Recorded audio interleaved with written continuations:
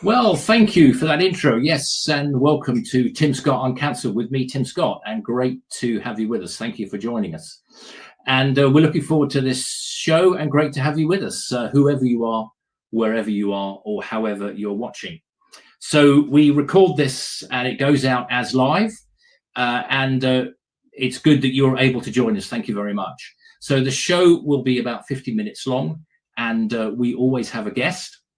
And our guest this week is Tony Brown. More about Tony, very interesting stories he's got from Brussels and Farage and the European Union. And we also have the stories behind the news, not just what's on the front page, which is what you get at 10:30 on Sky News, for example, just the front pages. Well, we go behind the front pages and we come up with the serious and sometimes the slightly more amusing or light-hearted stories that are behind the news as well.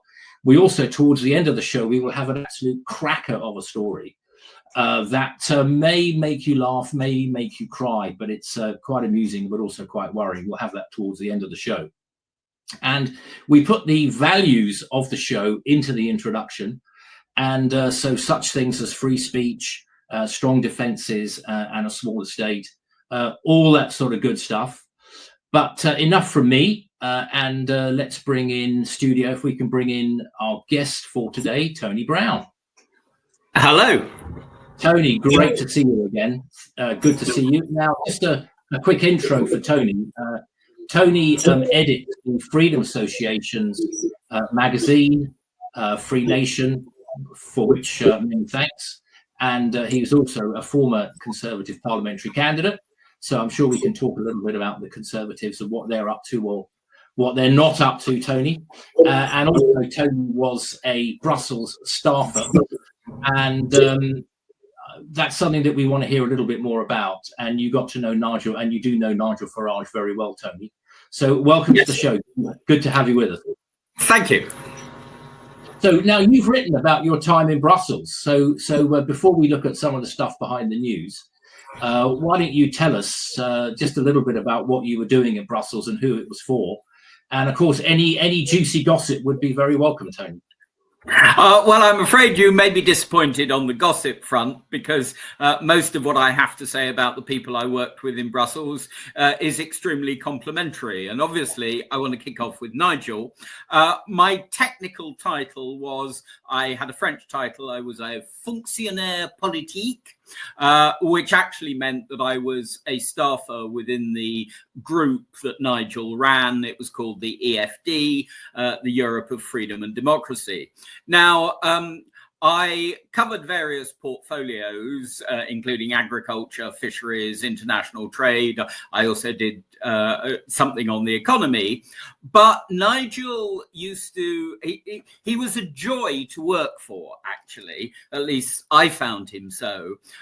He was quite informal. He would sort of wander into my office any time of day and say, "Hey, Tony, I'd welcome your thoughts on this." And he didn't want long papers on anything with citations and references. He wasn't interested in that at all. What he would do would be to come in, present me with a problem. What do you think of the European asylum system? And I would then we'd have a discussion about it. And during the course of the discussion, he'd make a few notes. And then perhaps 48 hours later in the Parliament, I would listen to him and I'd think, I suggested that. Ah, interesting. Okay. And how long were you in Brussels for, Tony? Oh, I was in 10 years, two complete parliamentary terms. I went there in early 2010 after the 2009 European elections, which gave the group the money to take on more staff. And I then stayed until the day we left. In fact, I stayed a couple of months past the day we left for contractual reasons. So did you stay for the Brexit Party MEPs as well? Not only did I stay, I advised them as well. During my time in the Parliament, they, although you were asked at different times to sort of pick up anything, you had briefs. And I had the agricultural brief for UKIP, for the Brexit Party. I had the agricultural brief from the day I arrived till the day we left. And that was over 10 years. I also did fisheries most of the time, but I also did international trade, which in many ways was the most challenging of them. Yeah, I mean, there was some, I mean, during those years, I mean, there was some real, I mean, quite apart from Nigel, who we'll come back to in a minute. I mean, there were some real characters in those various groupings, weren't there? Oh, I mean, it was a joy of a place to work. I mean, on the day I arrived, when I was sort of doing my official induction by somebody who was an administrative staffer and totally unconnected with the group, she sort of said to me, so let me get this straight. You've come here to work in the Parliament, to be paid by the Parliament in order to attack the Parliament and get your country out of the European Union. I have got this right, haven't I? She said. And I said, yeah, you have got it right. And then she sort of looked at me coldly and said, do you consider that honourable behaviour? And I said, absolutely I do. In fact, I'd go further. You need me because the real problem with the European Union is you aren't a functioning democracy. You haven't really got an opposition. And I've come here to provide some opposition. And you need that to be credible. Yeah, indeed. Indeed. Were you, when we voted to leave, June the 23rd, 2016, bliss was it in that morning to be alive, but to be a Brexiteer was very heaven. Indeed. I mean, were you in Brussels at the time, and if or how soon after? If not, how soon after? What was the reaction and the mood there? Right, my job was continuous, but for the 3 weeks or so running up to the election, I in fact took time off in order to go and try and get people to vote Brexit back in the UK. I did this with Tim Aker in his patch in Essex. Great guy, yeah. And I spent the election or the referendum results show evening with Tim and his team in their office in Thurrock, watching the results come through. And I have to say that when Newcastle was added to Sunderland, we all looked at one another and sort of said, this could be going our way. Well, I remember that evening very well, Tony. I left home to go to the Leave party in wherever it was, Millbank Tower or something. And as I left, I said to Penny, I said, I think we're going to lose 52-48. But when Sunderland, I remember, Remain 50,000, Leave 80,000. And it was like, oh my goodness, I think we might be on here. But no, I mean, so when you got back to Brussels, I mean, were you greeted in a friendly manner or a less friendly manner?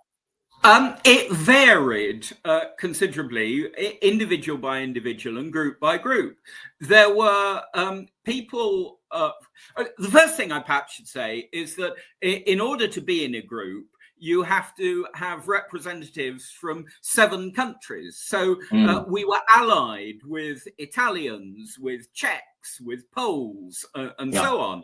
And in fact, I worked with these people, and I became the advisor to the Czechs within our group because they were sort of short on resources and expertise. And although I don't speak Czech, in every other respect, my detailed knowledge of Central European and Czech history was a perfect fit for them. So I worked with the Czech MEPs and as a result went to Prague and visited the Czech Parliament and saw the original of the Munich Agreement.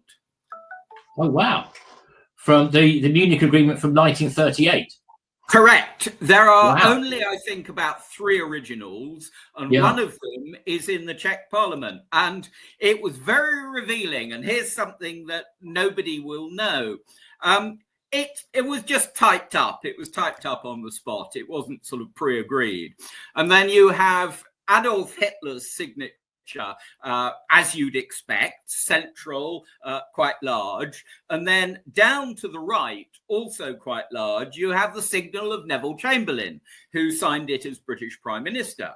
And then, and this is the fascinating revelation of seeing the original, down in tiny writing in the left-hand corner, about as small as you can make it whilst actually signing something, was the signature of the French signatory, Daladier.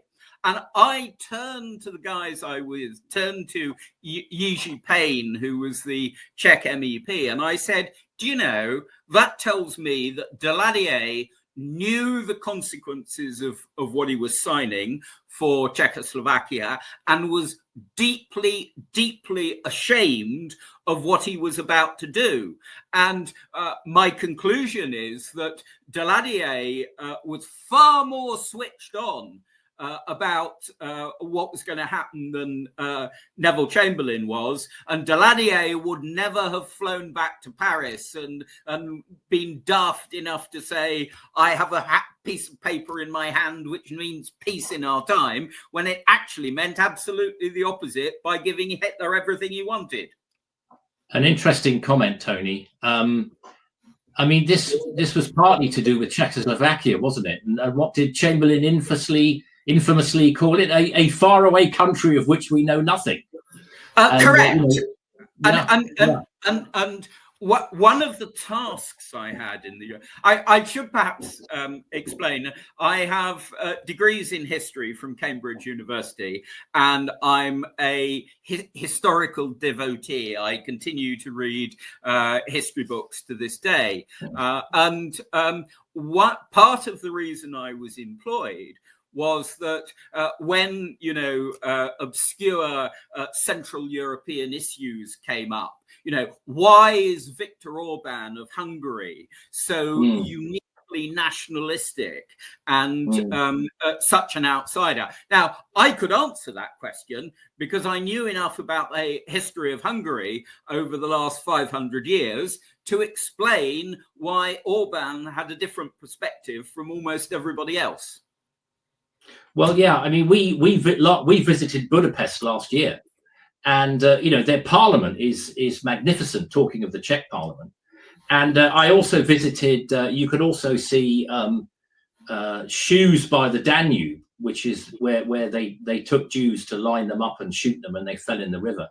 And they've got these sort of metal shoes. But I also, Tony, I visited the Museum of Communist Terror. Which commemorates the 1956 uprising in which about 3,000 people were killed. But look, let's move on. And I appreciate your grasp of history. There were some big names apart from Nigel. I'm thinking William Dartmouth, the infamous, the wonderful Godfrey Bloom, David Campbell Bannerman, who's chairman of the Freedom Association, which I run, Paul Nuttall, Bill Etheridge. Guys like this. I mean, there was some real characters. I think all of whom, everybody you've mentioned and many more, I know well, count as friends, still have them in my mobile phone, and talk to them regularly. I have spoken to Paul and David within the last 2 or 3 weeks. I knew William Dartmouth, who's now effectively retired, very well. We formed a team. And one of the amusing things is when you're outsiders, when you are sort of more or less condemned by everybody, you develop a camaraderie and a spirit of it's almost Henry V, isn't it? We few, we happy few, we band of brothers. And Nigel was very good at using this psychologically, and so we were insulted insulted by successive Conservative leaders. We were called gadflies and cranks, clowns and closet racists by Michael Howard and David Cameron. So we had an informal dining club called the Gadfly Club, and it met every Strasbourg, and we all went out to a jolly good dinner, which I might add we paid for. It wasn't on expenses. But Nigel was terribly clubbable, and that made him really good to work for. His, reputation for swilling claret and all the rest of it is well deserved. It makes him bloody good fun. But the great thing about Nigel, and I have the utmost respect for him in this, he could turn up 7:30 or 8 o'clock the following morning, looking absolutely tickety-boo, no sign of a hangover or anything at all. He was a phenomenon, really, and he applied the sort of Sandhurst model. It didn't matter what you got to the night before, provided you were on parade, ready to serve, looking flawless the following morning. Well, that rings a bell, Tony, with my days there. But no, I witnessed Nigel. I think it was it the 2014 European elections when I was his election agent, and we the count was at Southampton, and we ended up in this hotel on the outskirts of Southampton, drinking. Although I stayed off, I just had one drink. But Nigel was, as you know. In fully enjoying the evening's refreshments, and why not? Because we'd just done really well, and so we all sort of went to bed about 3 o'clock, and I just drove straight home. It was only about an hour's drive, and I'd only had one drink. Well, I got home and collapsed into bed. Nigel was up at 7:30, looking bright as a new pin, and he was doing interviews in the grounds of the hotel. I didn't get up till about lunchtime. I mean, you've got to admire, fair play to the bloke. That's Nigel all over. In fact, I can tell you what he was doing a couple of months after that, because to the moment, 100 years later, I went on a battlefield tour with him in August 2014, and we went to the Mons Canal, and we were in the exact location 100 years to the minute later, where the first elements of the British Expeditionary Force first saw in front of them a German corps and thought, looked at these guys, of which there were thousands, and the British were fantastically outnumbered. And that battlefield tour with Nigel was one of the best holidays I've ever been on. And, it combined our mutual interest and knowledge of history with, and particularly military history, with the ability to sink a bottle or two. Great fun it was.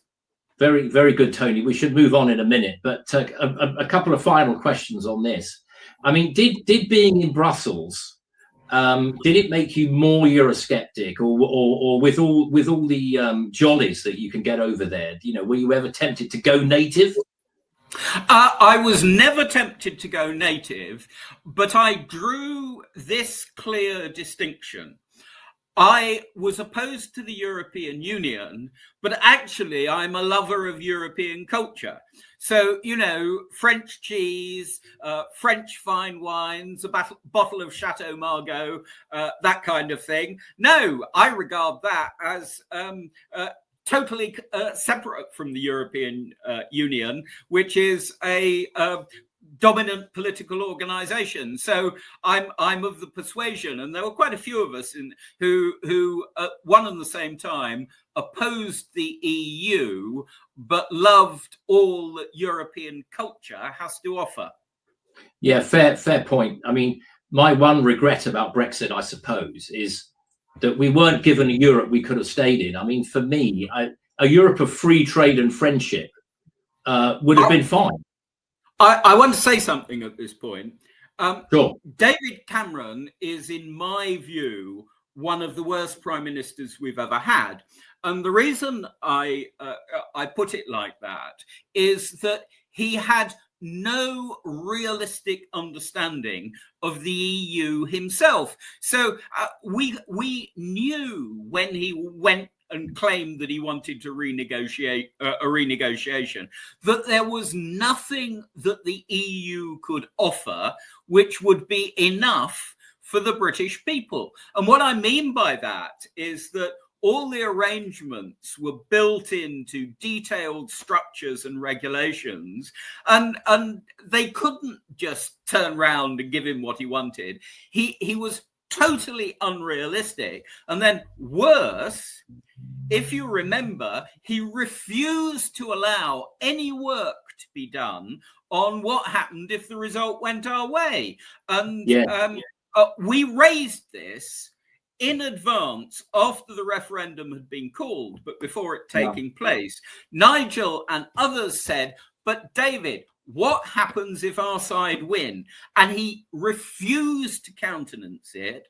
And as a result, no work had been done at all. And almost all the problems that resulted in terms of our future relationship lay at David Cameron's door because he wouldn't allow any work to be done on it.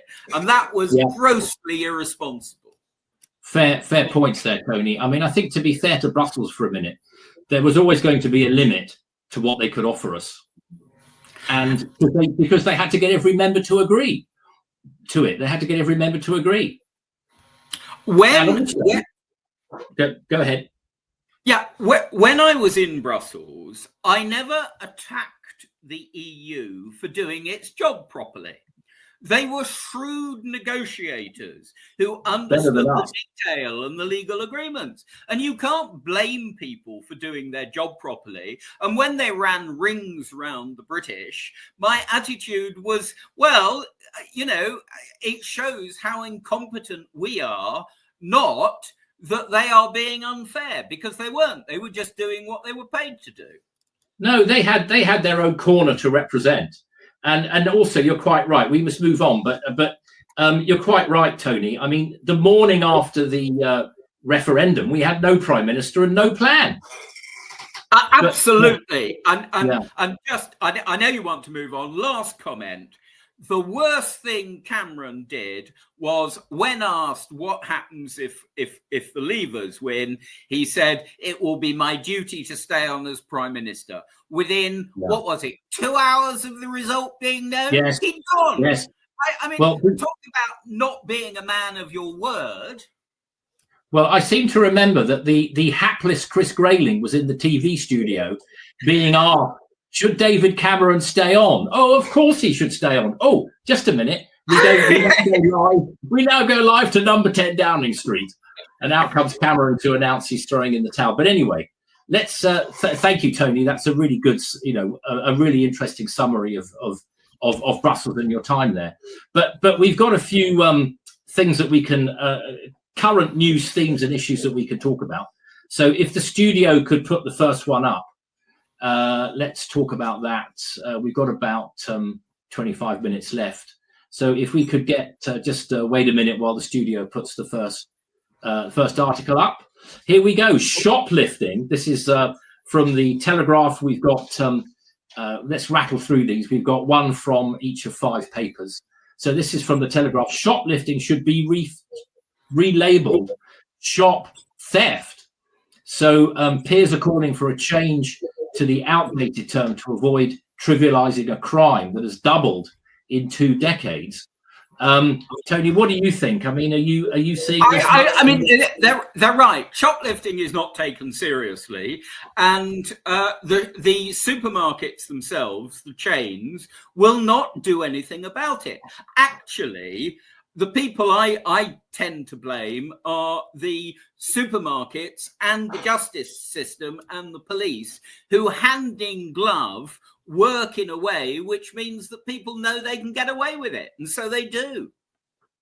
Yeah, I mean, I'll tell you who I feel really sorry for. It's, the big supermarket. I mean, it shouldn't be happening, of course.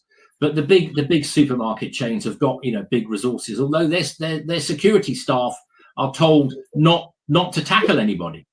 I go into the local Tesco's or even the Waitrose if I'm feeling flush that week, and there's a sort of a guy standing at the door trying to look very official, but he's not allowed. He's told not to tackle anybody. But I feel really sorry for the small independent shopkeeper, many of whom are of Indian or Bangladeshi or Pakistani heritage. I mean, for them, this shoplifting, I mean, they are personally on the hook. If I was one of those people, I think I'd put up a sign in my window saying, if you must shoplift, please shoplift from a big supermarket chain. They can afford it. I can't. Yes. But would you also be calling the shoplifters scumbags, Tony? This isn't allowed now. Yeah, I mean, the police in our country do not seem to understand what constitutes a crime and who the actual criminals are, and so they attack people for what they say and not deal with the people who have actually committed the crimes. I mean, I know it's so old-fashioned, but when I was at school, I generally took the view, sticks and stones may break my bones, but words can never hurt me. I didn't mind what I was called. What I objected to was somebody trying to beat me up. Yeah, indeed. So, I think it's becoming quite blatant now, isn't it? I mean, it's not a sort of sneak thing. Somebody comes in and tucks something under their jumper and walks out. I mean, it's becoming absolutely blatant. People are walking in with a shoulder bag and just sweeping stuff off the shelves. If you know that shoplifting or any other crime is consequence-free, then lots of people will do that. I mean, it's actually, you have to understand that people respond to incentives, including incentives to bad behavior. And if you make bad behavior consequence-free, people will behave badly. Yeah. I mean, I think, people are stealing the high value items. This isn't some poor guy who's homeless and hungry and he comes in and, takes a sandwich and runs out again. I mean, people are coming in and nicking the high value items. They're taking the bottles of gin and the vodka and the steaks and this kind of thing, and then they're selling it down at the pub. There's even stories of them selling it to other shops, and they then put the stuff out again. And to me, it's a really worrying sign of just the further breakdown and sort of degradation of our society. And people seem to be, you're quite right, Tony, people seem to be getting away with it, don't they? Unfortunately, yes. But it's not the shopkeeper's fault. And although I blame the people who commit the crimes, in a sense, the people who are responsible are our justice system, the Home Secretary, the police, and to a lesser extent, because one understands their problems, the shop owners, because they won't do anything about it. Yes, you're right. You're right. Okay, let's move on. Okay, if the studio could put our next story up. This is all from, these are all recent newspaper themes and recent newspaper articles. Okay, thank you, studio. Okay, so Reeves vows her vow to workers as the economy returns to growth.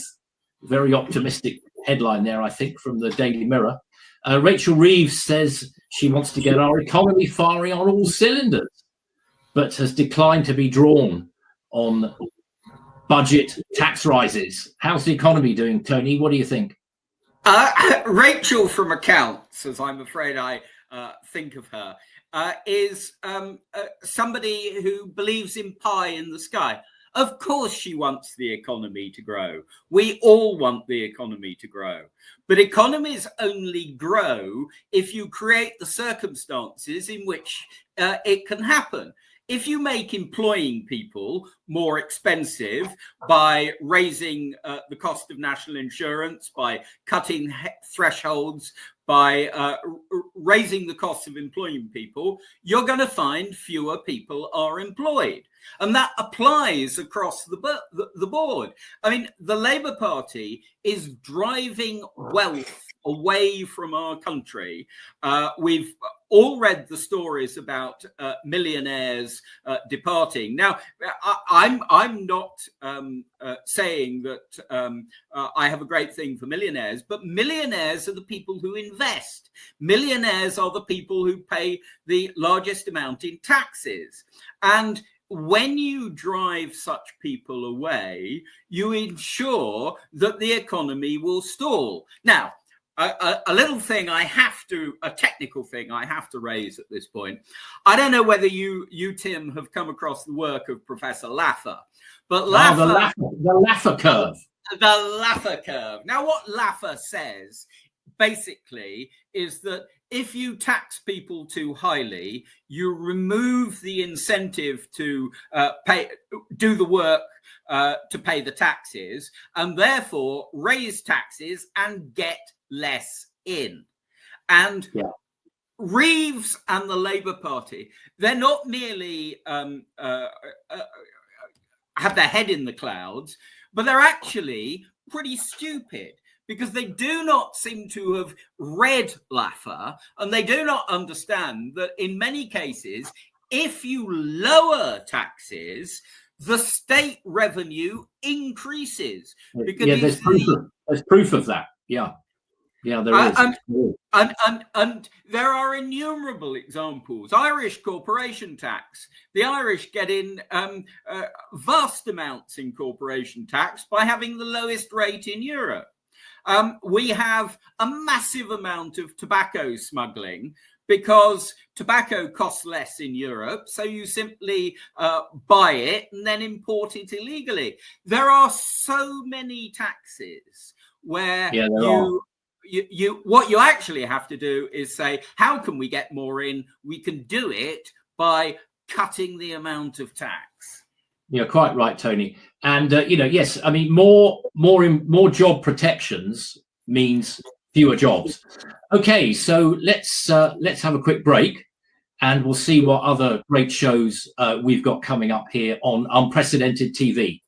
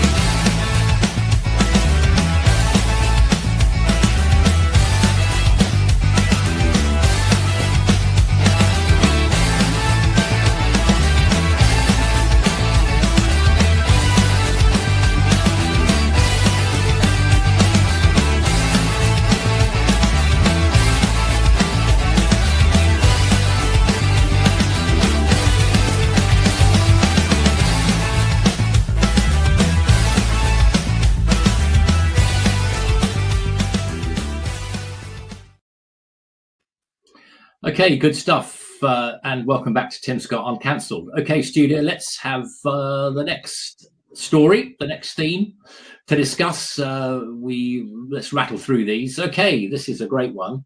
Going back to our discussion earlier, Tony, peer pressure from Farage for the first Reform Lords. Nigel Farage has demanded that Sir Keir Starmer allow him to nominate Reform UK peers to the House of Lords for the first time. What do you reckon? Are you a fan of the Lords, or does it need a lot more reform?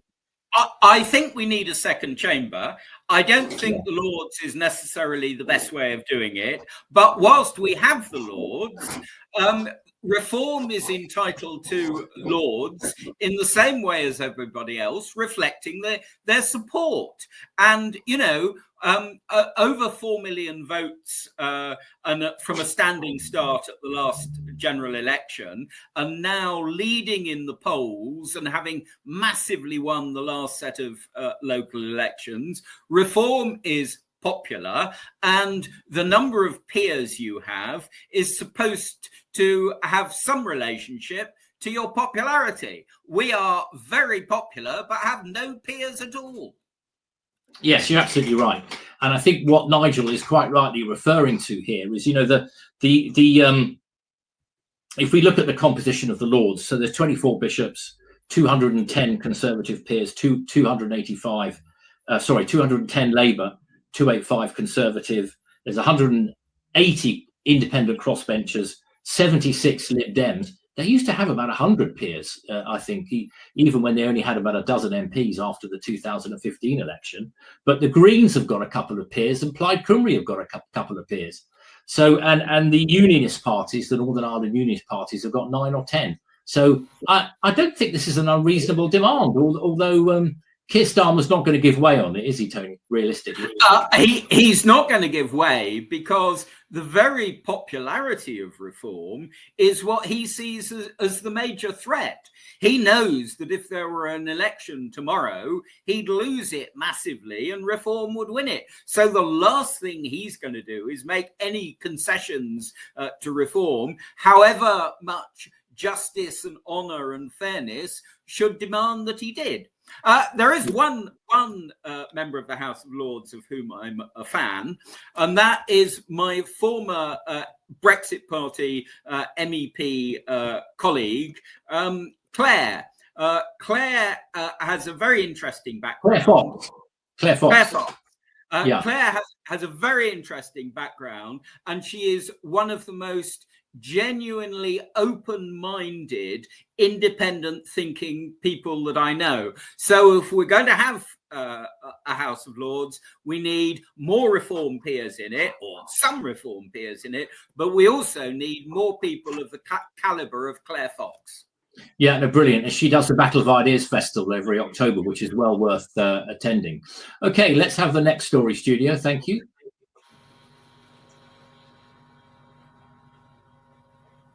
Okay, this is a cartoon from The Guardian. And there is Zelensky with Starmer on the steps of number 10 and a presser with a, GB News, I see. Bit of a pointed comment there, I think, from The Guardian.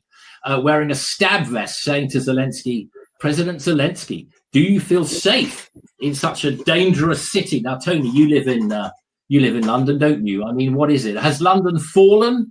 Is it a crime-ridden hellhole, or are such things just another vast right-wing conspiracy? What do you reckon?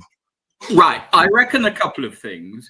Firstly, London has become much more difficult to live in a whole number of ways. The 20-mile-an-hour speed limit, which is now widespread across London, makes driving anywhere in London, which always was a nightmare, even worse, particularly in the outer areas of London, where the roads aren't crowded in quite the same way that they are in the centre. And what Labour, what Khan seems to be doing, is doing everything he can to make living in London a nightmare. Now, what else is happening in London? Well, it's a drug law free zone. There are so many parts of London. To be fair, Brussels was the same when I was there. There are so many parts of London and Brussels where you walk down the street and what you smell is marijuana. And it's blatant. I think, actually, that considering how little they do to enforce the law, they might do better to consider legalizing it and then getting some tax revenue from it, as we do with alcohol. Because at the moment, we have the worst of all worlds. It remains criminal, but the law is not enforced. but we don't get any revenue from it because it's criminal rather than subject to an alcohol type system. The other thing I want to say is that time of day and where you are is massively important. If I walk down Chiswick High Street near where my flat is at midday, going to one of the many excellent restaurants in Chiswick for lunch, I feel totally safe. If I walk down the same street at 11 p.m. at night, I feel less safe. And there are other parts of London where, frankly, I simply wouldn't walk there probably at any time of day. So London's a big city. It's got millions of inhabitants, so somewhere around 8 million. So it depends which part of London you're in. But the quality of life in London has deteriorated massively. I think it's deteriorated massively. Well, at least deteriorated across the whole country, Tony. And I recently just had to go from Marylebone to St Pancras, and it was a battle. Just the sheer numbers of people. It was an absolute battle. But I'll tell you what we're going to do now. We're going to go straight to our final. If we can go straight to our final item now. Now, before we play this, we'll play this in a minute. But before we play this is a story from America, and it's quite amusing, but also quite scary. But you will hear mention of a restaurant chain called Cracker Barrel. I should explain to viewers and listeners. You'll get the reference when you see it in a minute. Cracker Barrel, it's great actually. It's a chain of restaurants that serves sort of traditional Southern food, and there's a porch outside with with rocker chairs and all that sort of thing. So if the studio is ready, let's have this is a woman who she has a blog with over 1 million people, but you'll see what she has to say in a minute, and it's both funny and a bit worrying at the same time. So if we're ready, let's go ahead with that. If we can, studio, thank you. White people that triple trumped, that have the nerve and the audacity to walk into a Mexican restaurant, a Chinese restaurant, an Indian restaurant, go to perhaps their gay hairdresser. I don't think you should be able to enjoy anything but Cracker Barrel. And if you want to triple trump and you want to browbeat DEI and you want to browbeat gay people and you want to browbeat black people, as you've been doing for 400 years, and you want to browbeat this generation of immigrants that come over here and open up businesses earnestly, pay their taxes, you want to demonize them and call them rapists and felons and all this shit, when the felon is the teeny weeny mushroom cock piece of shit, Kankles McTaco tits at the top of the ticket. I have fucking had it from top to bottom.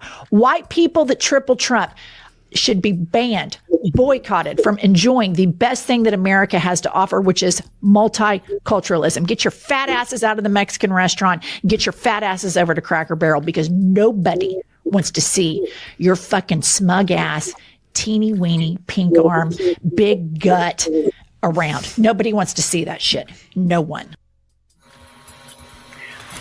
Hilarious. That was. We do apologise for the language there, by the way. That is not the sort of language we'd endorse. But if you'd taken all the bad language out, there wouldn't have been much left. That was Jennifer Welch, actress and sort of activist. And I think we might, if the studio's got it, we might have another clip as well from the Gutfeld show on Fox News, which adds a sort of an amusing take on it. And again, apologies about the language on this clip as well. I mean, it's, I do find that a bit worrying, Tony. I actually want to kick off with how ignorant she is. First of all, she doesn't know, but back in the 1860s, it was a Republican president, Lincoln, who fought the Civil War and freed the slaves, and it was the Democrats who were the party of the slave owners. Now, not a lot of people know that, but the Republicans were the party that freed the slaves and ended slavery in the United States. Secondly, a lot of people, Mexicans, people of various different heritages who are legally in the States, they voted for Trump. Trump's vote was not all white. There were lots of people of color, lots of Mexicans, every sort of group that you can think of had Trump supporters, often in very large numbers. And although I'd have to check this, I believe I'm right in saying that he could not have become the president without a combination of the Mexican vote for him and the black vote for him. Yes, Trump, for a Republican, we should qualify it there. For a Republican, Trump actually had quite a multicultural, multiracial vote, particularly among Hispanic men and among black men. Okay, so the next clip is ready. This is from the Fox News show Gutfeld. It gives a bit of an amusing take on that outburst from Jennifer Welch. Again, we do apologize for the language.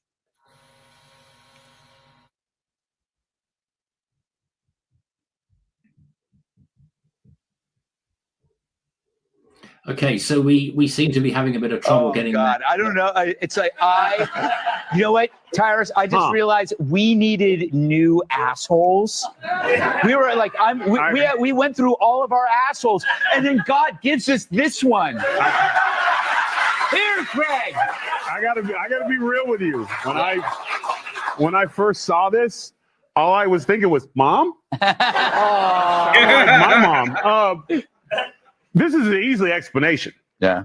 See, she thinks, first of all, reality TV star. That's like someone putting porn star on their business card and being serious. Yeah. She was obviously miscast. She should never have been on a reality TV. She should have been on Botched. Yeah. What's that? But here's the cold part. She did that nose on purpose. Just putting that out there. What happened is she got to the Mexican restaurant and there was a wait. Yeah. And she had to wait for her table. And the people in front of her, look at they're fat naggers. That's why you sat them. No, bitch, because there's no reservations at a Mexican restaurant. And that's exactly what it is. That was that elitist thing. She had to wait 15 to 20 minutes. And then they asked her for her phone number because they call her when her table is ready. And she threw a complete fit. Yes. That's exactly what this is. She's not a star. She's not anybody you want to do this story over again. And I'll have you know, as a black man, I think Cracker Barrel is delicious. I think they have. If you want a fluffy ass pancake on a Wednesday afternoon after a rough night of Tuesday drinking, take your ass to Cracker Barrel.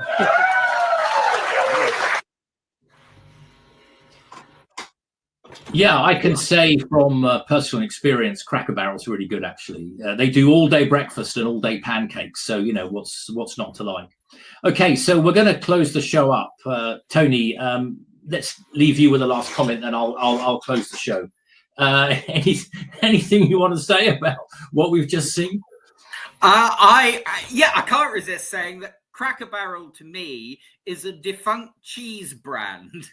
You won't remember it, but there used to be Cracker Barrel cheese. I'm sure my parents bought it. So mention Cracker Barrel to me, and I'm not in an American restaurant. I'm in a supermarket looking at cheese. But I thought the whole thing was hilarious. And frankly, attacks and people like that silly woman, they do themselves no good. They don't win friends. And as I pointed out, she's also very ignorant. Yeah, indeed. Well, look, and again, folks, we do apologise for the language, but you know, we either I think if we'd taken all the bad language out, we wouldn't have had much to show. But okay, so we're now getting towards the end of the show. And Tony Brown, former Nigel Farage advisor, Conservative parliamentary candidate, editor of the Free Nation for the Freedom Association.